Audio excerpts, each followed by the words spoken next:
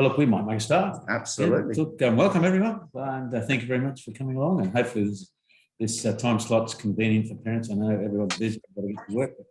Got an important topic, and I'd like to introduce our special guest this morning. Thank you very much, Jim. Nigel, Sgt Nigel Dalton, and a personality and well-recognised person around Mackay for the contribution he makes to the safety of the community. So, welcome and thank you very much for coming in. Thank you. We've got Chris Appelt, our teaching and learning AP on the sound engineer, monitoring the chat. Good morning, Thanks, everyone. Chris. And we've got Mrs. Raffalo, our AP mission, also there. Now, hopefully she'll be able to chime in on some of the questions that we're going to answer this morning. But it's a bit of a follow-up this morning in regard to cyber safety, and this is one of the responsibilities of schools to be on top of this topic and to have an education program for students. So that's why we got Nigel here this morning. He's come in previously to talk to our students, which has been great, and shared with them an acronym which we're going to continue to visit because it's one of those things you just got to keep on in regard to the safety of young people.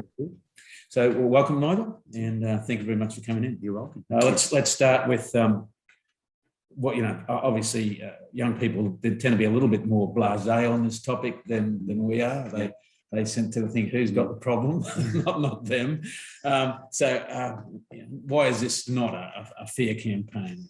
We're not trying to do that, obviously. It's not a fear campaign. The fact is that we will be using technology from now until we sort of return to our Lord. It's going to be part of our lives. We have to embrace it as best as we can. We see adults being attacked by scammers and fraudsters all the time. Yeah. We see people being attacked from a bullying point of view throughout their life, throughout their working life. Trolls, bots and DDoS attacks on government. So it's all something that we have to live with, but we're not knocking it out. We're not throwing it away. We're using it as responsibly as possible. And then if we can get young people started off on the right track with good passwords and good privacy settings, then they're going to be as safe as we can possibly make them. Yeah, very good. It's a little bit like electricity, isn't it? Great servant, terrible master. That's right. Yes. if it gets on top of you. So I always draw the analogy of a driving license. We know that a driving license is not going to make you a good driver. But what it does do is it allows you to drive, because that's legally the responsibility of the Department of Transport to assess whether you are at that level that you can be out in the road by yourself. So that's a bit like working with computer technology, with social media platforms. You have to understand that there is a level where you can get there, but there's not a level that you are actually safe yet. Okay, yeah, and that's a fair note to make with the young people. Your role in all this, Nigel? I mean, you're pretty conspicuous in the community. You're getting around up in the Whit Sundays, out in the West. Yeah. What's essentially your role in this particular sort of education safety? Well, my role within the police is crime prevention. So I'm trying to make the place safer for as many people as possible. So that could be crime from losing your car, leaving your keys in a place where they can be stolen, burglaries in businesses, elder abuse, scams, fraud. We talk about even down to the fact that I'm talking to people who are using English as their second language. So talking to them about how policing works in Australia, because they may have come from a place where the police are completely different. And very different. They need to sort of start to understand that you need to come to the police for help, and we will help you as best as we can. So a lot of roles work throughout the whole district. Our district runs from north of Bowen to St Lawrence out to Claremont. So a lot of traveling, a lot of people that we get to see. We do a lot of stuff on road safety. So there's a huge amount of chances that we have to integrate with the community, and that's what I love doing. Yeah. And of course, you're pretty conspicuous at schoolies, up there supporting the kids at Whit Sundays and that sort of thing. Yeah, I love schoolies, because a lot of the kids have seen me through their schooling career, whether it's been in one school or whether they've jumped from school to school. And then when they get to schoolies, it's that sort of, oh my goodness, my parents aren't here, I don't know anybody here. And then they suddenly see a police officer who they've seen 3 or 4 times during their schooling. They go, that's Sergeant Nigel. And they come and have a chat. They have to send a selfie back to their parents. And the parents then get a little bit, the parents get a little bit more relaxed. The fact is there's somebody up in Early Beach who might actually know them. Yeah, so, keep an eye on the young people. That's actually quite reassuring, isn't it? Yeah, Really? I had a really good, I'll just share this very, very interesting story. This last school, this big fella comes up to me and he's about 6'7". He's obviously a basketball player, cannot dress. His dress code is completely alien to what school these normally are. He's sort of wearing a bucket hat and he's wearing a t-shirt and pretty daggy shorts. And he walks up and says, "You Sergeant Nigel?" And I said, "Yeah, I am, mate." He says, "Oh, I need to have a selfie with you. My dad told me." And I said, "Oh, all right, okay, yeah, no problem, easy." He says, "I'll tell you why. I'll show you why I'll have to have a selfie with you." And I said, "All right." So he gets his phone and his dad has got his older sibling and his next sibling selfies with me. Oh, right. So 7 years ago, Tradition. 4 years ago, and this was the tradition that I was going to have a selfie with Sergeant Nigel. And he says, "He's now got the full set." So I think it's a lovely sort of continuity there. I have no idea who that family is. If you're listening now, let me know. I hope they haven't got the younger kids who are not going to be able to retire. No, that's right. Yeah, they're going to chuck me out of the police fairly soon. That's right. That's right. So hopefully there's not more to come. Huh? That's right. No, lovely family tradition. So look, in regard to what you've been, the education process you started with the students here, and you shared them with this essentially this new campaign, this acronym that you've developed, which hopefully they can retain and recall. And it's, of course, it means what it says. It's aware. The word aware broken up into those various headings. So, maybe share with the parents just exactly what you would do with this acronym. So the start right at the very beginning. The AWARE acronym comes from the Australian Federal Police, and they have an education program called Think You Know. And that Think You Know program starts at kindy right over to grade 12s and then parents. So part of that program has this acronym built into it, which is a really good way for young people and parents to understand what is good, what you need to think about just before you share something on the internet. Sure. This could be sharing an email. It should be sharing something on Snapchat, TikTok, whatever medium you're on. If you stick to these guidelines, you'll be a lot safer. That's basically what it is. So the AWARE wording is appropriate, who, accurate, respectful, and environment. And we're just going to break those down to give the parents an idea of what we're talking to your students about recently. So appropriate. Well, I think we all know what appropriate and inappropriate things are within the internet. Obviously, with young people, unfortunately, there's a tendency, because if you give your child one of these, they've got a big camera on the back and they love taking photographs. Those photographs are quite often fun, and lovely and a true record of what's actually going on in a person's life. But unfortunately, there is a tendency to try to attract friends by taking your clothes off. We call it sexting. It's also called image-based abuse. And those images are sometimes sent and shared within consensual relationships within schools. So girlfriend, they're having a relationship, they want to take it further, they take their clothes off, they can't see each other as often as they want to. Show me your breasts, show me your private parts, and the sharing happens. Now, when that happens, that's illegal. There's no doubt about that. If you're under 18 and you're using a device to share those sort of images, that it's illegal. But where the difficulty comes is when that relationship breaks down. Because now somebody will be hurt within those circumstances, and the person who's aggrieved the most may be tempted to share those images now with a wider cohort. And at that point, we have a very serious problem on our hands, because we lose complete control. So the child who shared them in the very first place has lost control. But now, once that relationship's broken down, or there's a tendency, there's a problem within the relationship, it's now going to go viral. And we see it so often within cohorts of schools, where one photograph of one child has been shared once, and then it's all of a sudden it's shared multiple times, 50, 60, 100 times. And then it moves out from that cohort, and will eventually end up on a website where there are what we call sex offenders, pedophiles, looking at those pictures for their gratification. They are then shared further, and it just becomes a complete nightmare of grotesque behavior. So really, the students get to the stage have to understand the idea of appropriate. That's right, appropriate. So appropriate is obviously anything which is inappropriate is normally fairly easy for us adults to understand, but certainly anything below the neck is out of bounds. And certainly anything which shows abuse towards a child is definitely out of And bounds. of course, it's so difficult to get people this young age to understand how this can go wrong after they've taken the photographs at the time. That's right. Yeah. So a real problem which follows this release of that image, and maybe down the track, it could be hours, it could be weeks later, somebody then identifies that child who is naked in that photograph. Yeah. They actually identify that person.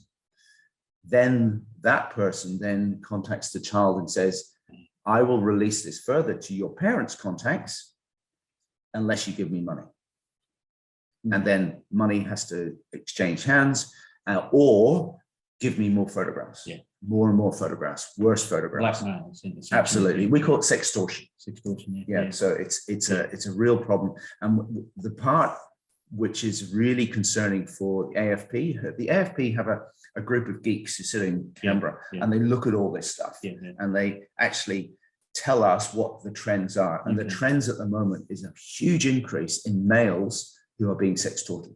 Is that right? Yeah, because they a lot of it's happening through video gaming. Yes. Okay. So people are video gaming, and if any of your parents are aware, there are certain in-game purchases you can get. And a lot of kids don't have a lot of money. So what somebody might do online is saying, I can buy you those skins if you show me a part of your body which is inappropriate to show. Yeah. And now we have the person basically over the barrel of a gun. Yeah, right. Because until somebody who's very, very clever and very good on closing those sites down, i.e. the AFP, gets involved, you're stuffed. Which is pretty important. The AFP's gathering this data, because I mean, we wouldn't have any idea. No. And I don't have any idea how they do it. No. But that's the trend at the moment, is increased number of boys, young boys, who are being sextorted because of images that they have taken consensually. It's not being forced. It's not being taken by some nasty man in a nasty room. Yeah.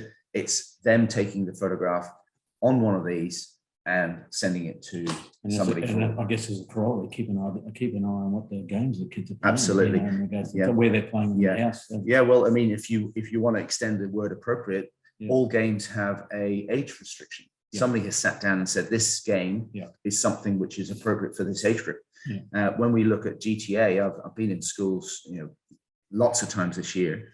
Grand Theft Auto is a game which is basically stealing a car, driving it, and having some fun. Yeah. The police chase you, that sort of criminal sort of cops and robbers type of idea. But unfortunately, there are areas in that game which take you into a brothel, which then take you to rape a prostitute. Now, you don't stay within one area of the game because you're 12. No.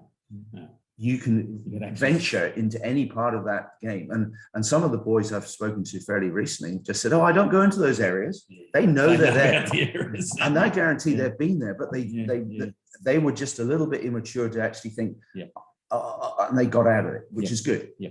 But they should not have that opportunity. No, it's really unfair to the kids, isn't it? That's right. Yes, absolutely. Yeah. Well, look, that makes perfect sense in regard to this. Kids have to have this sense of think appropriate, because this can go really wrong. That's right. And of course, then takes it on to the second letter, which is W. Yeah. Who can see what I've just shared? Yeah. So we're talking about, firstly, privacy. So how private is your social media accounts? Now, most of your children in your school are not 13 yet, so should not have the mainstream media, social media accounts, because you have to be 13 before you get one of those. Now, we didn't make that rule up. No. The gaming companies did, or the social media companies did, because they know that's the age of criminal responsibility in most Western countries. Yep. So a child who does something wrong, once they're on their site, they'll say, well, they said they're 14. They're responsible. Wash our hands. Yeah. So if you change your age, and I think I showed it to your students here, I pretended I was 10 years old, tried to get a TikTok account. You can't do it. If you put your correct date of birth in, it says, sorry, you can't come on this site. Same with Snapchat, same with Facebook.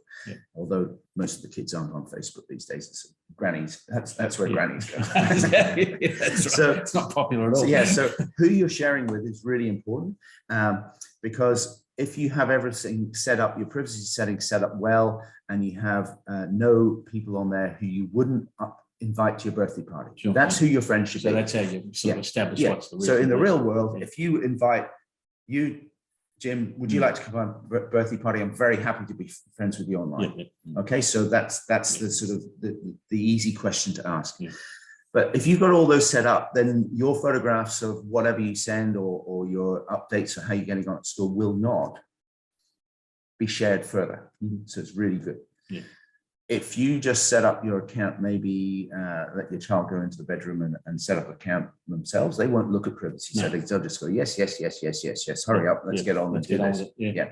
As we do when we probably link into a lot of sites. So this is something which we need to model ourselves. We just tick the box at the Yeah, bottom. I accept those conditions. Yeah, exactly. Whoever read Jetstar's conditions Yeah, before exactly. you book a flight, I know. Yeah, no. So it's very, very important that you know who you're actually sharing that with. When you're talking to somebody online in gaming worlds, there's a chat room called Discord, and it's almost anonymous, and it's very difficult to pick for us law enforcement people to pick out who is actually the person who created that account. Okay. So you could be sharing information about anything, what school you go to. It could be photographs. It could be what car your mum and dad had just bought, where you're going on holiday. And there is no way that you know that that person who's actually receiving that information is a 14-year-old boy who you're playing with. No. It could be a 65-year-old boy. Yeah. So just shared something on that idea of you'd invite them to your birthday party. Yeah.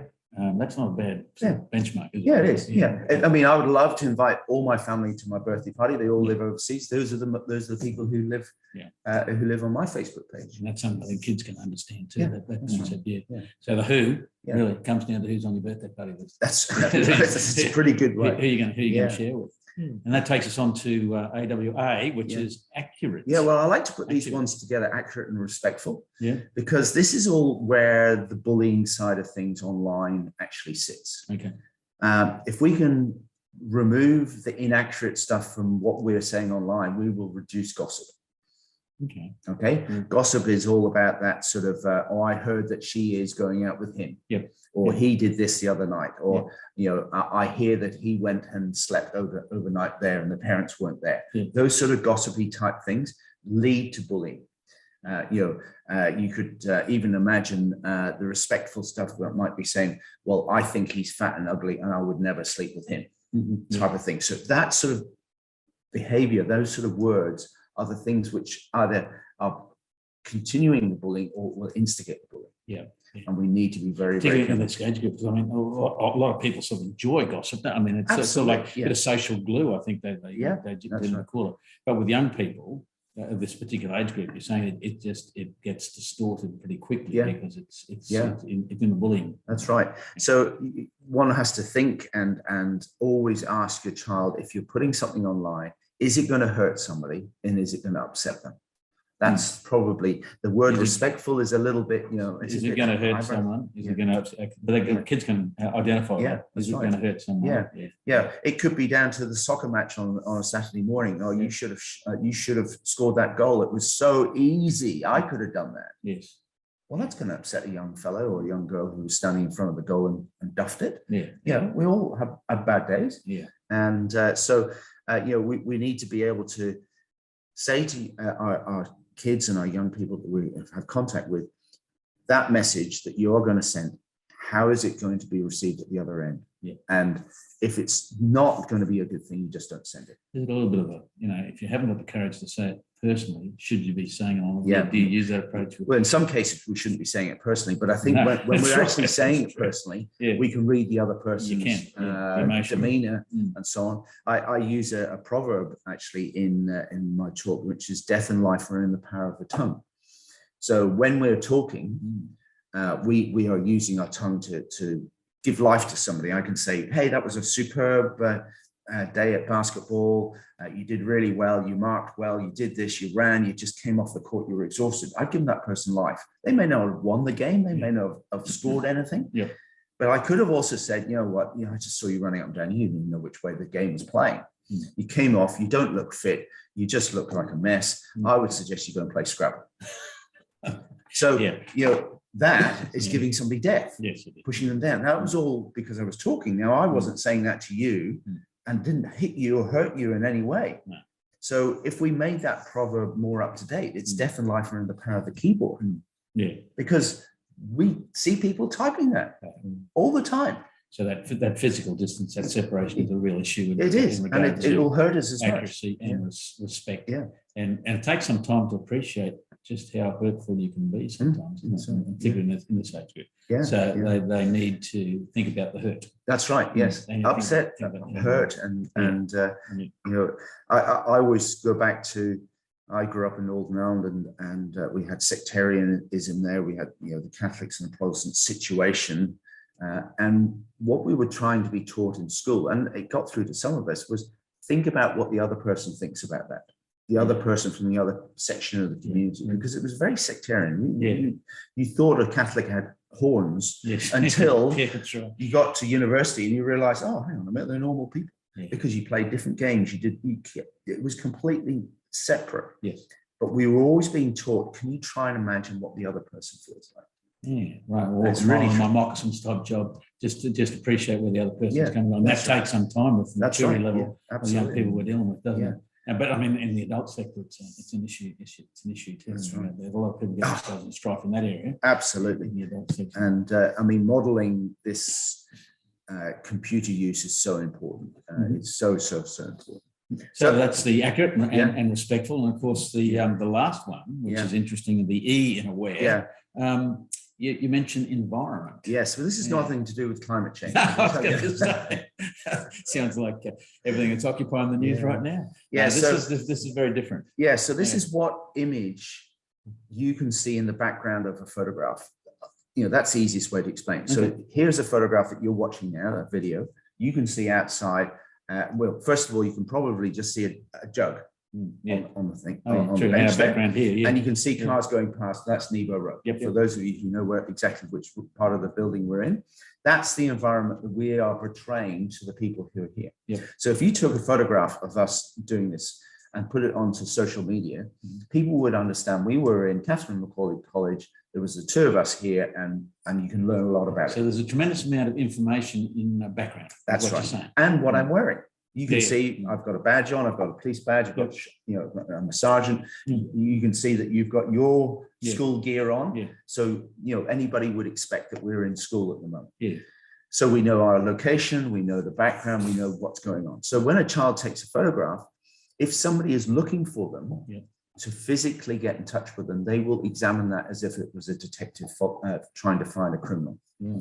They will look at the background, they will look at the school logos, they will look at the uniform, then maybe the local football team, they will look at all those types of things. And I've got a video which I use in the current presentation, which is a bit like a Snapchat type of diary. And the kids get it that you're showing it to them, because it's got so many little things in it. It's got the uniform, it's got the number of the house, it's got the train station that they jump on to get to school. It's got all these things. And it's just little Snapchat-y type sections, maybe 3 seconds each one. And the whole video lasts about 25 seconds. And I said to the kids, okay, let's work out if we know anything more about this young girl now. And they get it. They can even see the errors that person's making. And if we've got to the point where there's a predator looking for your child, they will examine everything on their social media account. But guess what? They'll look at your parents' social media account as well. Because what did most of your parents do on the first day that they were coming to this school, brand new school? They would have taken a picture of their child in uniform somewhere. Where would it have been? Put it on social media. Put it on social media, but where was the photograph taken? I'm sorry. Outside their home, like we used to rely on our kids up. That's right. Outside their home. And what would be possibly shown in that? The number of the house, the car registration, the type of bikes you've got, all sorts of things, the type of dog that you have. So if somebody was then trying to find your child, maybe in 6 months, 10 months, a couple of years' time, they'll know that you have a black Labrador. They will know that the child rides a red and green mountain bike, or whatever it happens to be. So they're this deliberate, they're Yeah. this clinical, Absolutely. forensic Yeah. in regard to extracting information. Lots of information. So then if that person, that predator, wants to start talking to the child and they see a black Labrador, for example, in the photograph, Yeah. the first thing they'll say, hey, I love your photographs. Do you have a black Labrador? So do I. What's your dog called? Okay. Oh, blah, blah, blah. Are your mum and dad in at the moment? Okay, well then maybe, and it just develops like that. The grooming that can happen. So Yeah, wow. the environment is so important. And it almost goes back to, who can see your stuff. So Yeah. if you've got your privacy settings set up well, Yeah. you can be a little bit more relaxed. Yes. But we know that young people and ourselves probably don't have very good privacy settings. So anybody can see anything. Otherwise, you've got to scrutinise every image you use. That's right. And think. And think. Yeah. Be aware of what you send before you send it. Yes. So that's the whole acronym. But you mentioned that young people get this. Yeah. They go pick this up really quickly. They do use pick it up. technology. And I've actually gone through my social media page for a couple of years ago and found photographs of kids that I know personally because I know the parents.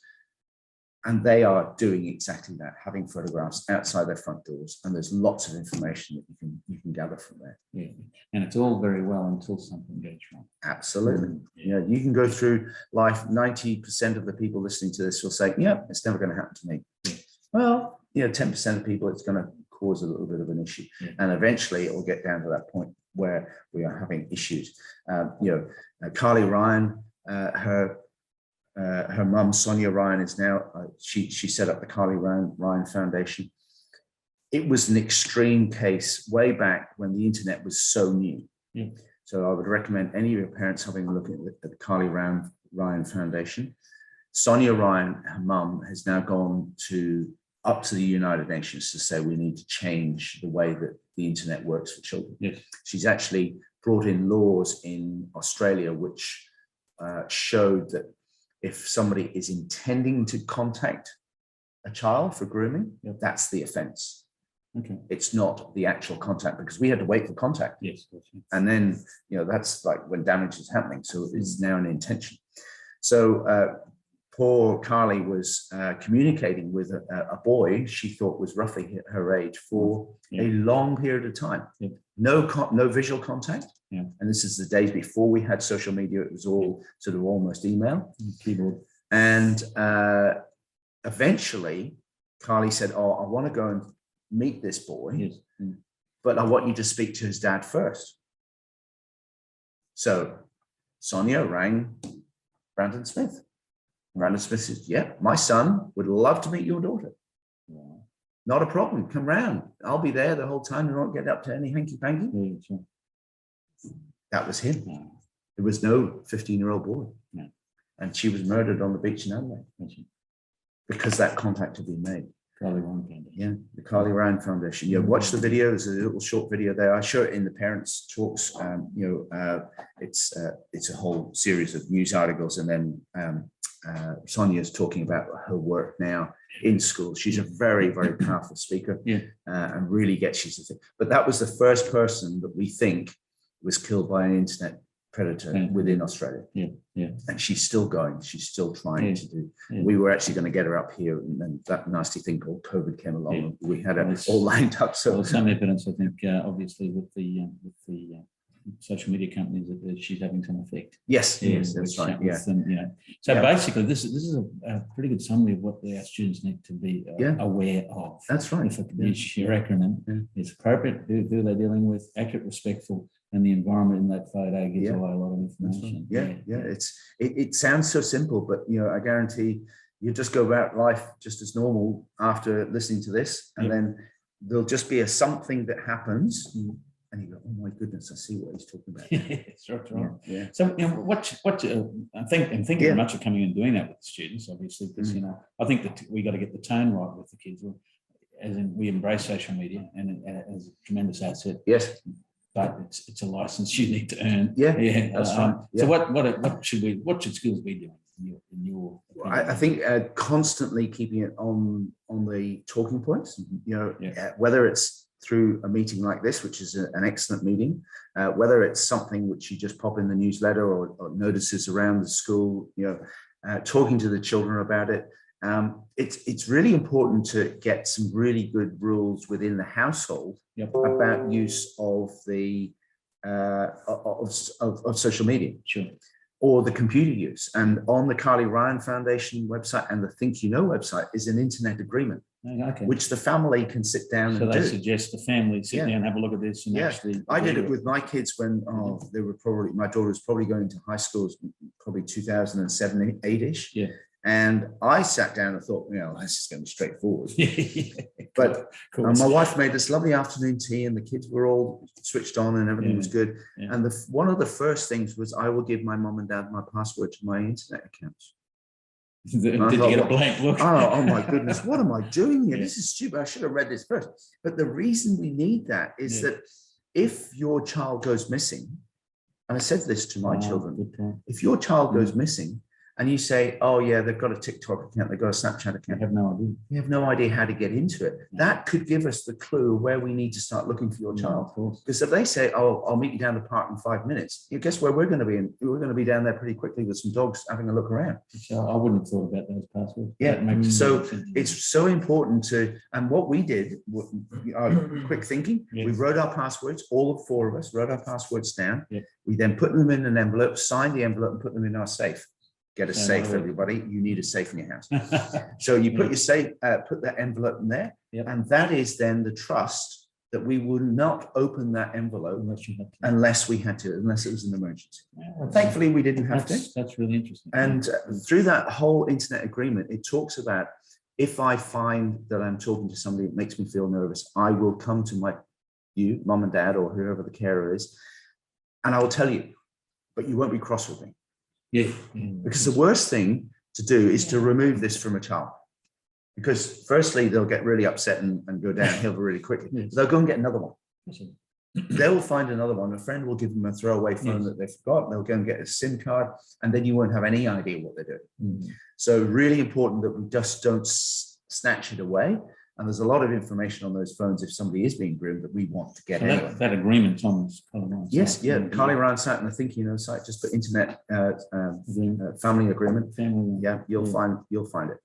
The other good thing about the thing I plead with parents all the time, and if any of your parents listening have heard me talk before, it's get these things, get this computer out of your bedrooms. Yes. That's the private place.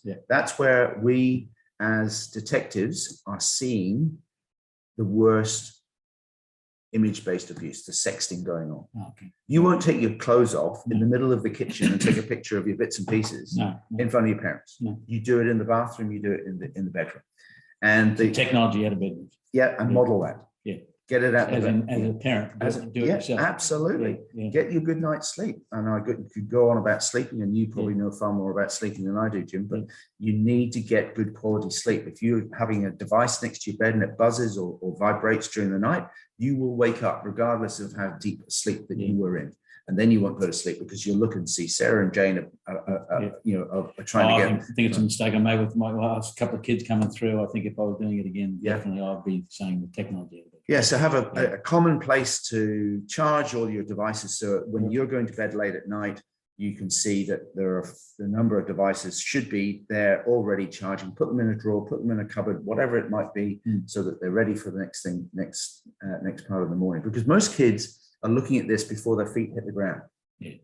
So they're already sorting out their problems or other people's problems before they get to school. I remember someone told me you got a phone addiction if you check your phone before you get out of bed. Well, that's it.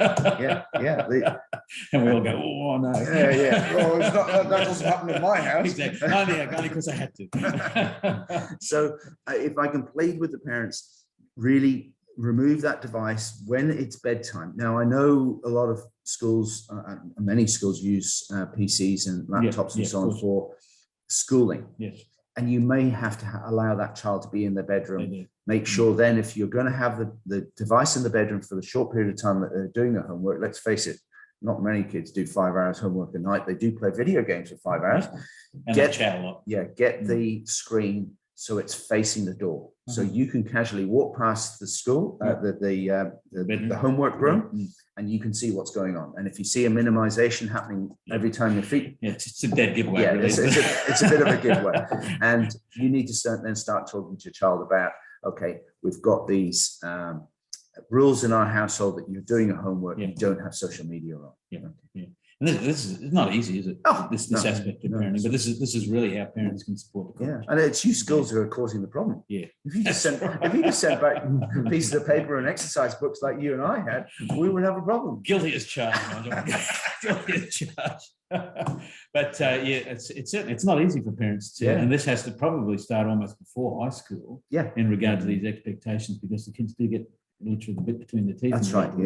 It's my right, almost, Yeah, and that makes it very, very difficult for parents. Oh, very. You know, if you get that internet family agreement signed earlier, you're right. Probably grade 4, 5, around about that age group where they're starting to get the peer pressure to get those social media things. I go into schools grade 3, and we have 20 to 30% of the kids on TikTok. Grade 3. Grade 3.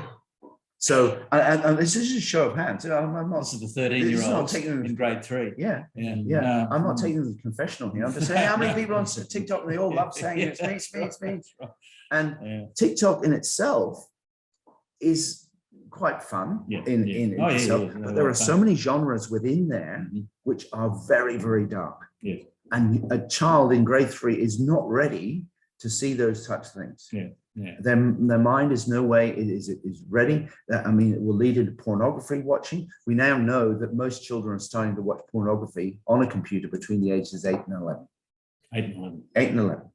So if you allow no internet barriers on your phones and your devices, you will almost certainly your child will already watch some pornography. This becomes a default sex education. Absolutely. And then what then leads on to in later life is domestic violence issues, because they're expecting behavior that is seen in those pornographic videos, which is inappropriate and not respectful towards women. Particularly in those formative years. That's highly problematic. Absolutely. So you'd lead, and there's another group on Facebook that I follow called Covenant Eyes, and they're a group of people who are trying to help, particularly men who have fallen into the trap of watching pornography, and then they're continually tempted to return to it. So what they do is they set up a device on their devices, which they do with their own free will, allowing somebody else to see the sites that they're going to.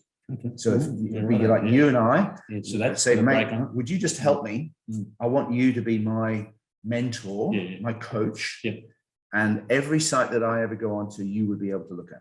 That's interesting. It would change the way that we do things. Oh, absolutely. So it's a supportive AA type of that's right. That's right. So Covenant Eyes is now got some devices which will help the family look at each other's internet searches. Wow, now I haven't used it, I haven't seen it, but it's just. So this is one of these emerging capacities. Yes, and no roadblocks are going to be perfect. Because with a roadblock, you put a roadblock on Nebo Road, there's plenty of ways to get around. Okay, so it's exactly the same as on. But you're providing people with the tools. That's right. So, just getting them used to saying, okay, I don't want to step that close to that line. And this is one of our significant issues with our young people, I take it, in regard to how they're being exposed, and therefore, that's right. In these formative years, the attitudes are developing. Attitudes, and the genres that they're looking at are genres which are so dark, which you then can understand that they cannot live in society in a normal way. So it's not benign. It's not just adult entertainment or whatever they're calling it. This is formative in regard to young people. And the scientists would tell us that these neurons which get made within your brain, all about learning. All about learning. Well, if you're watching pornography, you learn those, and that's the way it goes. And then you get bored with that. Desensitization. So then what do? You go and look for a different, darker type of imagery. That sort of addictive behavior pathway, which is common to a lot of other addictions. Absolutely. As well. So really, I'm sure most of the parents here would be horrified to think that their child is watching pornography, but the statistic says that most between 8 and 11 will have already seen it. So. With the information campaigns you're doing, there's really a lot of positive stuff going on in the sector. Why do you remain optimistic? Because kids are great. Yeah, it's Yeah, right. kids. Such potential. Yeah, they They are. can right our wrongs. Yeah, that's right. You look at the top performers in Australian sporting land. Yeah. They're absolutely stunning individuals who go on and really, well, they dedicate themselves to one particular area, and if that's dedicated in the right direction, they will succeed in whatever they're going to do. Whether you're going to become a teacher, a doctor, a scientist, a police officer, a sports person, the dedication of a child to see them following that dream is so wonderful. And I love seeing those kids who go to schoolies, have a laugh, and then they go off to uni and they get into a wonderful career. And that's the privilege of working in this sector too. You're dealing with young people who are growing and have that sense of optimism. So that's certainly the good thing about working in our sector. Yeah. But really, as you say, you can't be walking around these days and not be aware. That's right. Aware is the easiest thing to do. The acronym includes great questions to answer every time you hit that red button and you send it. Yep. Do it. Think. Parents, please back us up with these reasonable regulations, and have the concept of the internet agreement. And I know this is unpleasant, and it's a big step, but things like those passwords in the envelope, which is respected, that's a great idea. Yeah, and if you have to go out to Coles and buy some donuts on that afternoon tea, you do that. That's right. Bribery works with kids, Kids have got good news and bad news.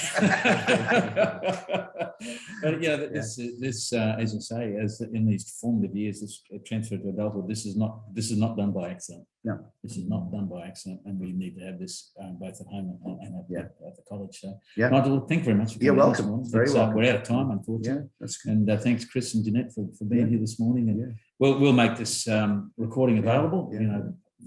Were there any questions from the There's been nothing in the chat. I've put Carly Ryan Foundation Family Internet Agreement. Yes. And I put the acronym AWARE there for all parents, but any parents with any questions, just drop them in the chat box before we go. Yeah. Can I also recommend a couple of things we would really appreciate anybody doing? We've now got to put My Police Mackay Whit Sunday Facebook page. So Steve and I are basically the people who write most of that. Mackay Sunday, So that's updating all sorts of information the whole time. Hopefully we'll get a little slot on there today, just the fact that we've done this. Yeah.